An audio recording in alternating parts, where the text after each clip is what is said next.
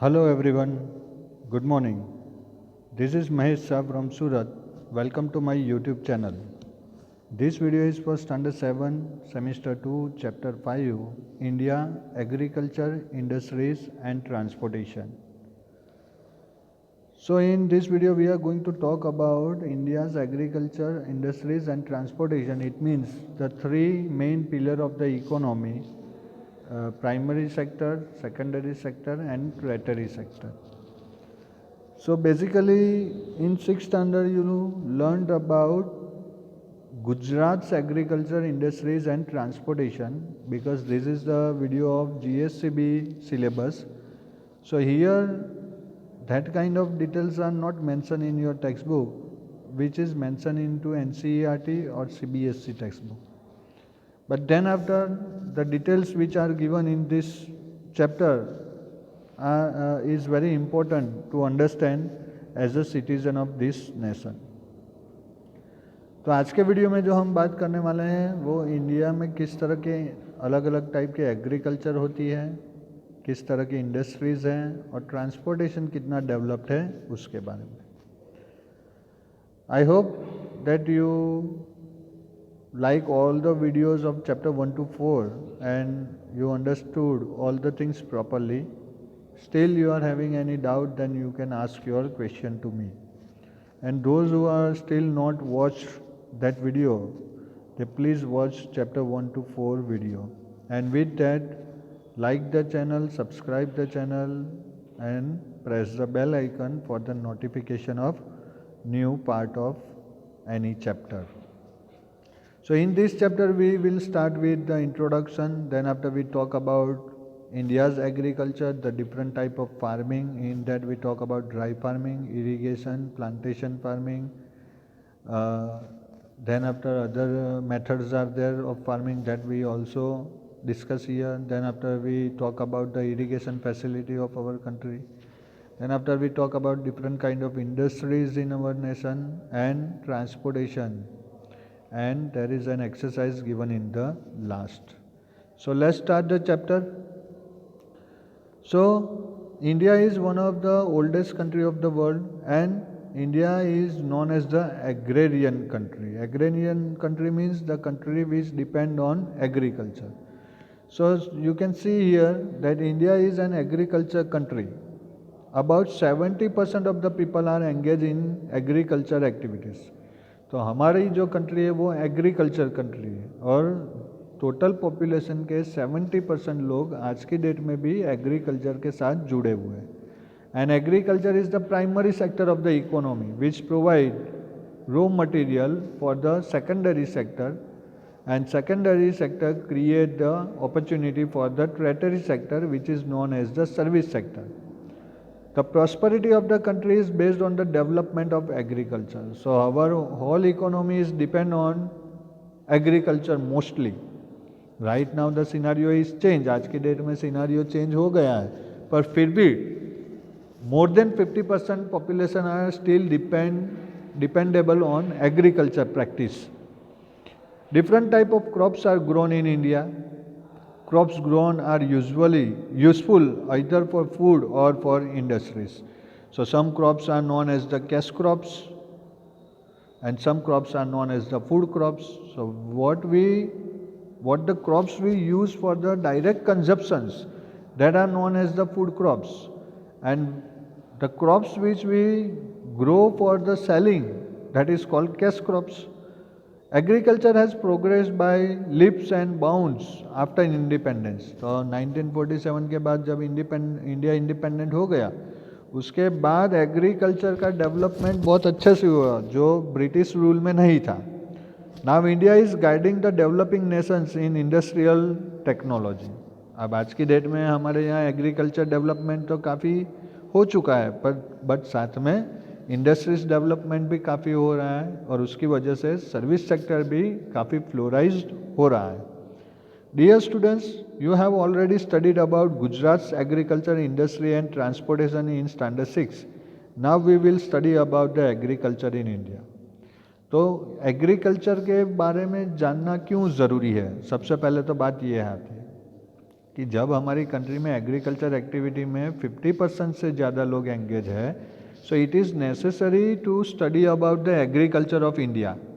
Another thing that there is a big scope in agriculture, because आज की date में भी अगर हम देखने जाए विलेजेस में, so they are using this kind of olden method. Bullock cart is that, right? There is no modern technology used in this agriculture, and due to that the production is very less than the attempt. तो आपको agriculture के बारे में बताने का एक intention ये है कि if you studied well and you developed your future into this agriculture field, then you earn millions of rupees in a short time hard work. क्योंकि एग्रीकल्चर फील्ड में हमें बहुत चेंज करने की ज़रूरत है. There are very big opportunity to implement the new ideas and technologies and research on agriculture of India. So that is why it is necessary to pay attention about the agriculture of our country. The second sector of the economy is that is industries.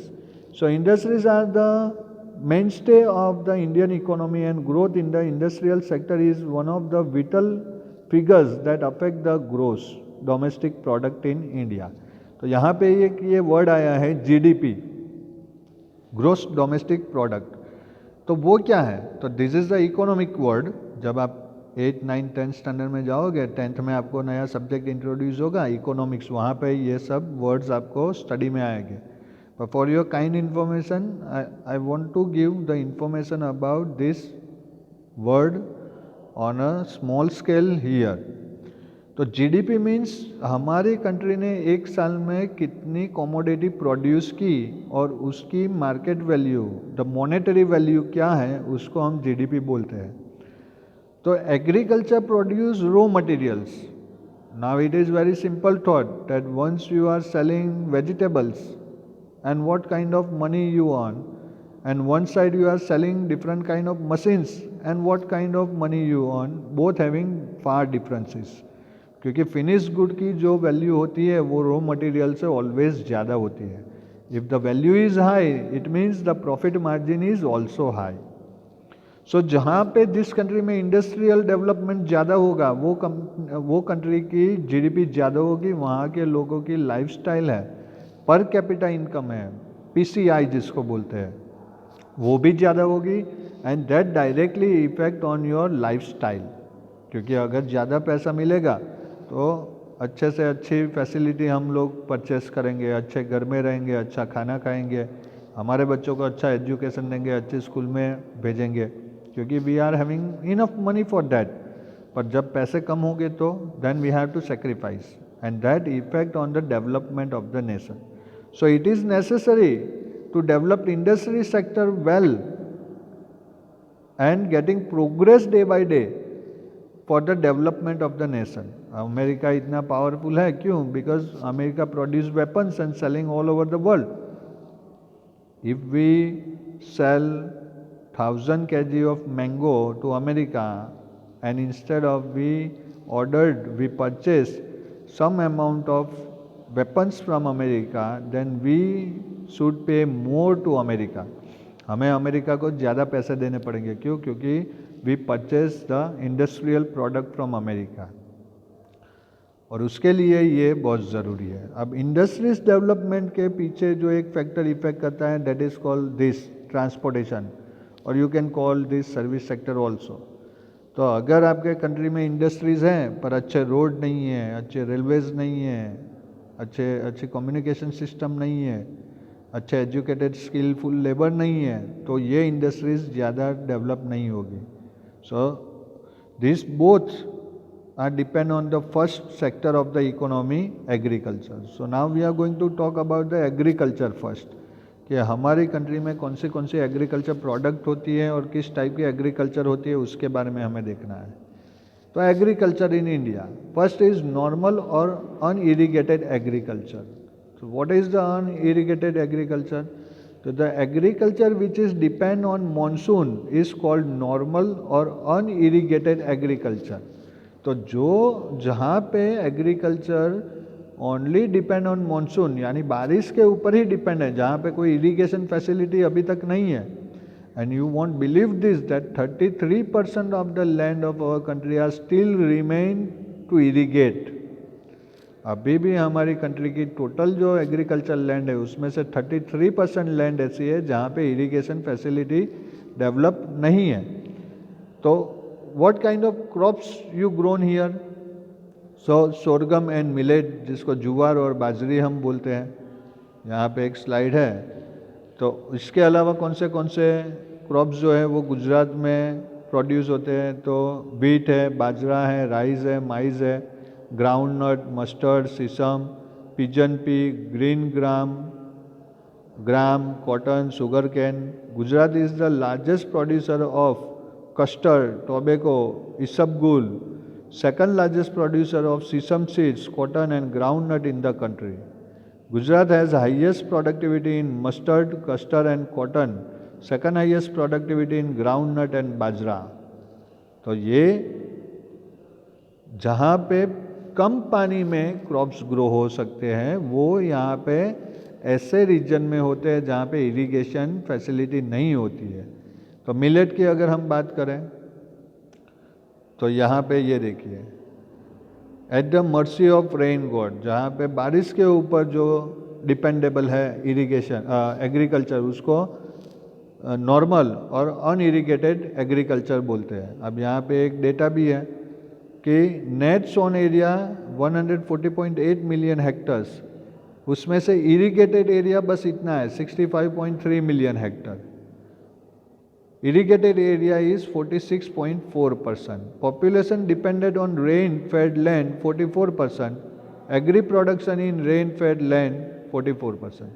तो total population के 44% लोग जो है वो इस land के ऊपर depend है, जो जहाँ पे खाली मॉनसून सीजन में बारिश होती है. उनका प्रोडक्शन रेशियो भी 44% है. तो first is millet. Millet are grown in arid region, जो जहाँ पे सूखा होता है, पानी की कमी होती है, वहाँ पे मिलेट ग्रो होती है. Sorghum is grown in Madhya Pradesh, Maharashtra, Rajasthan, Gujarat, Karnataka, Andhra Pradesh and Tamil Nadu.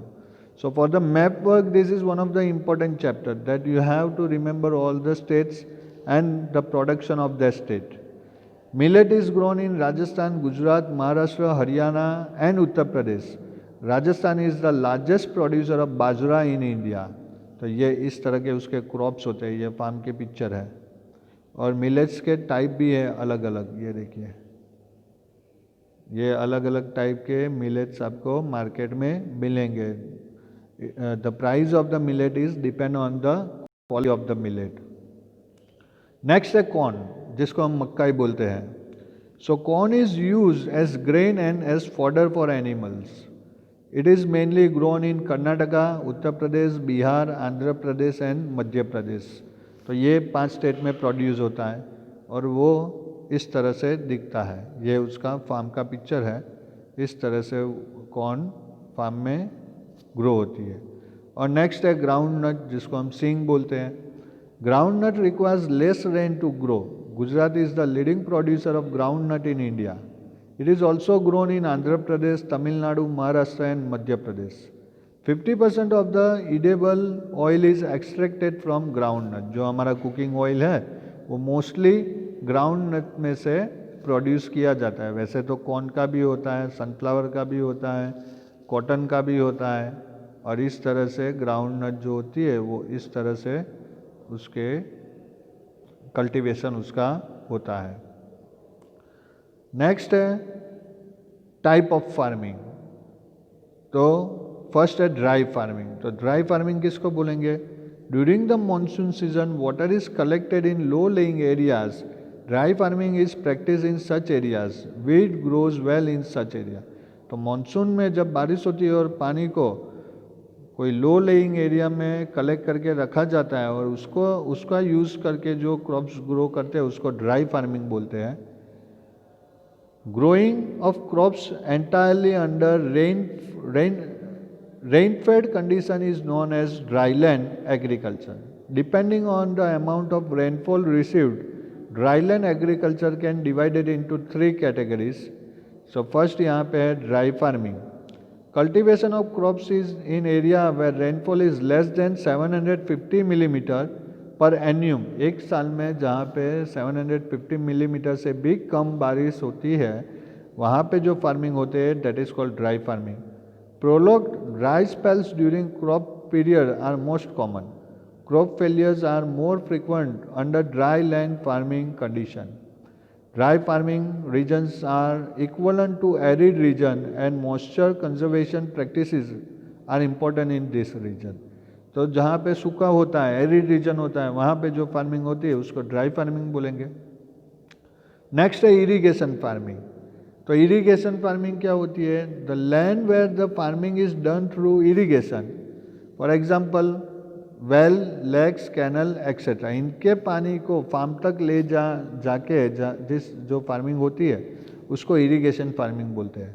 Is called as irrigation farming. In India on 30% of land irrigation farming is carried out. Total land के 30% जो लैंड है वहाँ पे ये इरिगेशन फैसिलिटी है. अब इरिगेशन के भी अलग अलग टाइप है, बाय कैनाल, स्प्रिंकल, ये अलग अलग टाइप है उसके. और इस तरह से ये देखिए कैनाल के थ्रू इस तरह से फार्मिंग होता है, ये स्प्रिंकल के थ्रू स्प्रिंकलिंग फार्मिंग. तो ये भी टाइप ऑफ इरिगेशन ही है. उसके अगर हम क्रॉप्स की बात करें तो उसमें है sugar cane. India is a leading producer of sugar cane in the world. Hot and humid climate is favourable for sugar cane. Sugar cane is grown in Punjab, Gujarat, Uttar Pradesh, Andhra Pradesh, Maharashtra, Haryana and Tamil Nadu. तो ये स्टेट के नाम आपको याद रखने हैं because this will be asked as a MC map पर. तो ये है शुगर कैन का फार्म. कुछ इस तरह से शुगर कैन ग्रो होती है. ऑलमोस्ट आप लोगों ने शुगर कैन का जूस तो पिया ही होगा. और इस तरह से this belongs to bamboo family. Sugarcane जो है वो कौन सी फैमिली से बिलोंग करता है? तो उसमें आंसर आता है बाम्बू फैमिली, क्योंकि ये बाम्बू जैसा दिखता है. And next crop is cotton. Cotton crop takes 6 to 8 months to get ready. 6 से 8 महीना इसको लगता है. The sky should be clear when it is harvested. जब उसको हार्वेस्ट किया जाता हो तब पूरा क्लीन स्काई होना चाहिए, बारिश वगैरह नहीं होना चाहिए. It is mainly grown in Gujarat, Maharashtra, Andhra Pradesh, Haryana and Punjab. तो वो पंजाब, हरियाणा, महाराष्ट्र, गुजरात में प्रोड्यूस होता है. इस तरह से कॉटन बॉल्स होते हैं फार्म में, फिर उसको इसे कलेक्ट किया जाता है. And this is use as a raw material into cloth industries, textile industries and the cooking oil also obstructed from this cotton balls. यहाँ कॉटन बॉल में से कुकिंग ऑयल भी बनाया जाता है. अब थिंग्स टू नो में क्या है वो देखते हैं. Punjab is a leading producer of wheat. It is called the wheat bowl of India. Besides Punjab it is grown in Haryana, Uttar Pradesh, Bihar, Rajasthan, Gujarat, Maharashtra and Karnataka. Bhalia wheat of Bhal region of Gujarat is very famous. Oil is extracted from cotton seeds. It is called cotton seed oil. अगर आपने नाम सुना हो Tirupati cooking oil का, तो Tirupati cooking oil जो है वो कॉटन सीड में से एक्सट्रैक्ट किया जाता है, जिसको कपासिया तेल भी बोलते हैं. इस तरह से उसको पहचाना जाता है. नेक्स्ट क्रॉप जो है वो है jute and paddy. Jute crops take 8 to 10 months to get ready. The harvested stems of the jute fibre is first tied together and soaked in water to soften. तो ये जूट स्टेम होते हैं, इस तरह से जूट प्रोड्यूस होता है. फिर उसको साथ में बांध देते हैं और पानी में भिगो के इस तरह से उसको ड्राई करने के लिए रखते हैं. Then after jute the original form of the jute occur. Soak in water to soften. The fibers are then stripped from the stalks in long strands and washed in clear running water. Then they are hung up or spread on thatched roof to dry. Jute is known grown in waste Bengal, Assam, Bihar and Orissa. और इस तरह से jute को बनाया जाता है। पानी में भिगो के उसको सॉफ्ट करके ऐसा हैंग किया जाता है और इस तरह से जूट बनता है। नेक्स्ट है paddy. Paddy is an important crop of India. It is the staple diet of most of Indians. It is grown in waste Bengal, Bihar, Punjab, Assam, Madhya Pradesh, Orissa, Kerala, Tamil Nadu and Gujarat. तो ये है पैडी का फील्ड। इस तरह से पैडी प्रोड्यूस होता है और इस तरह से फार्मर काम करते हैं। पैडी के लिए पानी बहुत चाहिए, तो जहाँ पे पानी की फैसिलिटी होगी वहाँ पे पैडी ज़्यादा ग्रो किया जा सकता है। नेक्स्ट है plantation farming. So what is the characteristic of plantation farming that we studied first? A single crop is grown over a large area. Single crop grow होता है, planted in nearest roads with well-developed network of transportation of and communication connecting plantation areas, processing industries and markets together. Production is mainly for the market and not for the farmer's self-consumption. Involves modern inputs like chemical fertilizer, insecticides and pesticides. Modern machinery is needed, labor intensive. तो यहाँ पे investment ज़्यादा होता है। यहाँ पे और एक स्लाइड है।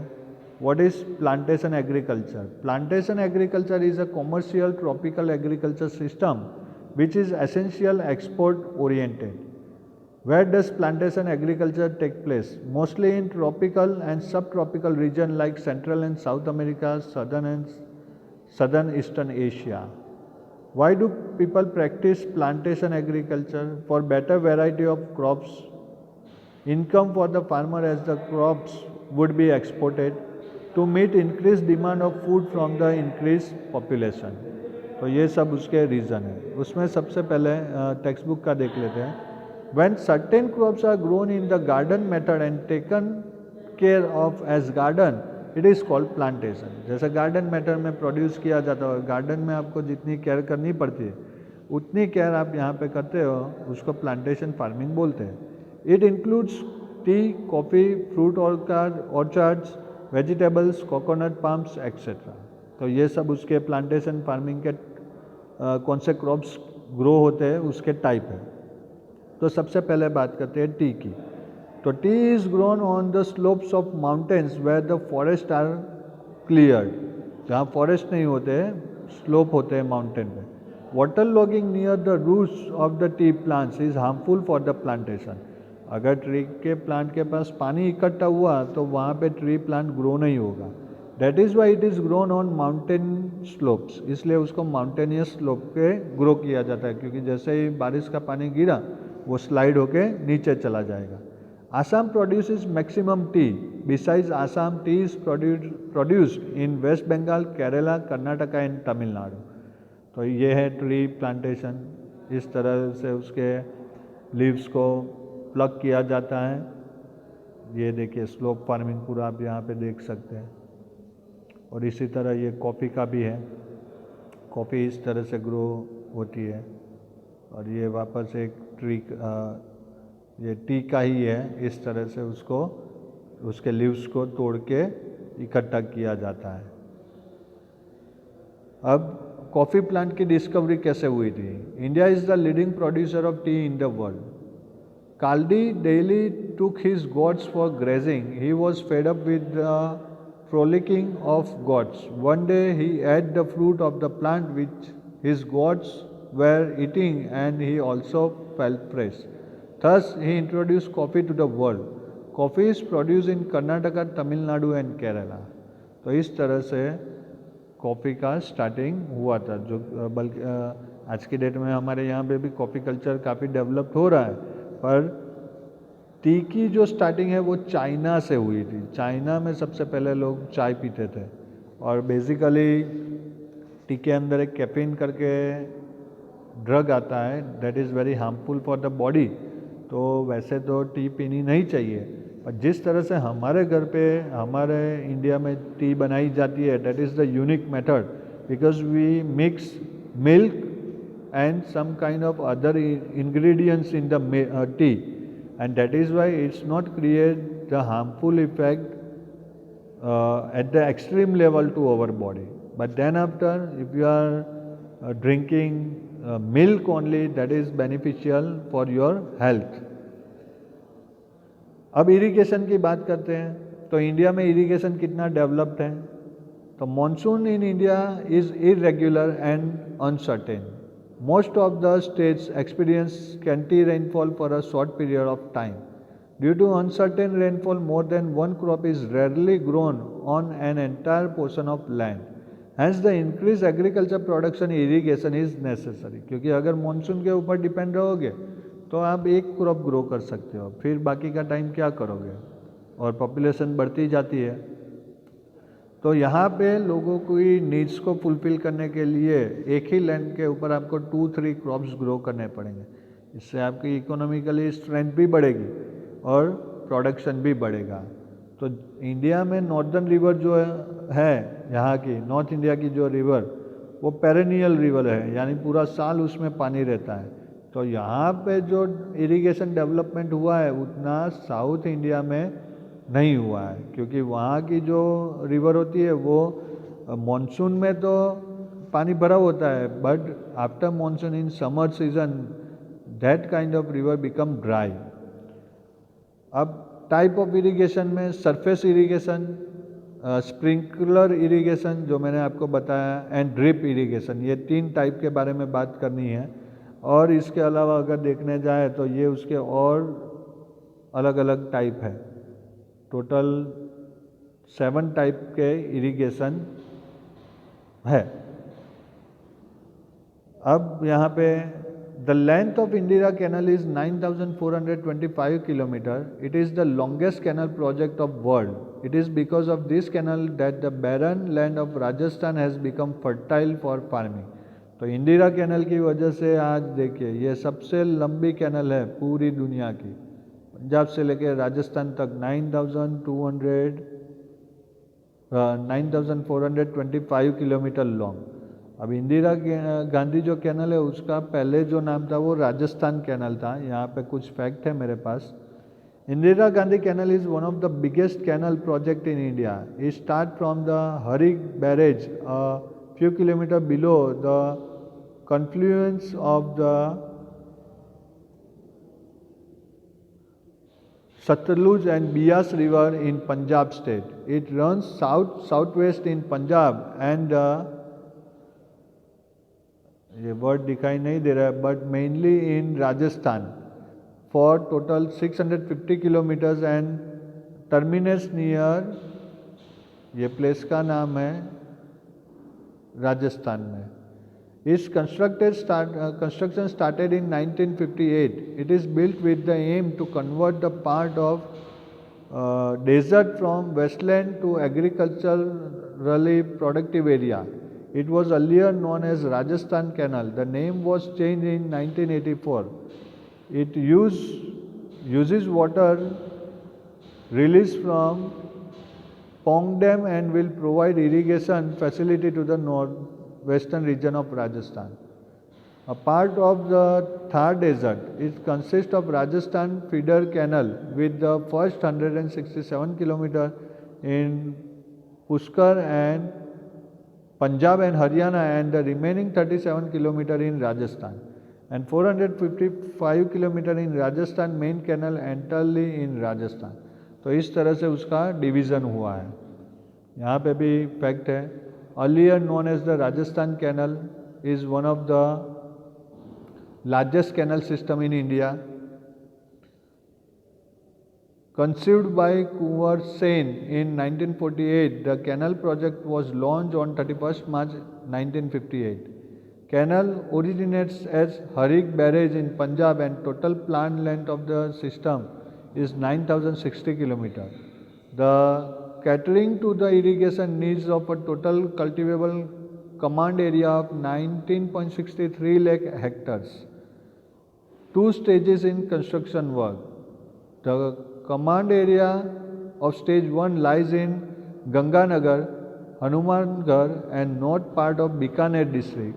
The command area of stage 2 is spread over Bikaner, Jaisalmer, Barmer, Jodhpur, Nagpur Nagaur and Churu district. तो ये है उसका पूरा मैप, राजस्थान तक, पंजाब से हरियाणा होके राजस्थान तक जाती है। So this kind of facilities are very important for the growth of the production in agriculture department। तो यहाँ पे अभी भी हमें बहुत सारा वर्क करना बाकी है, फंडिंग की ज़रूरत पड़ती है, क्योंकि ये जो कैनल वगैरह बनाना है, डैम बनाना है, उसके लिए मिलियंस ऑफ रुपीज़ का एक्सपेंस होता है। अब इसके बाद जो हम बात करने वाले हैं वो इंडस्ट्रीज़ के बारे में बात करने वाले हैं, उसके लिए हम पार्ट 2 में डिस्कस करेंगे। I hope that you understand everything properly. Still, if you are having any doubt, you can text me anytime and ask your question. Till then, stay home, stay safe, wash your hand, wear a mask, and maintain social distance. Subscribe the channel and press the bell icon. Take care of yourself and your family too. Thank you very much.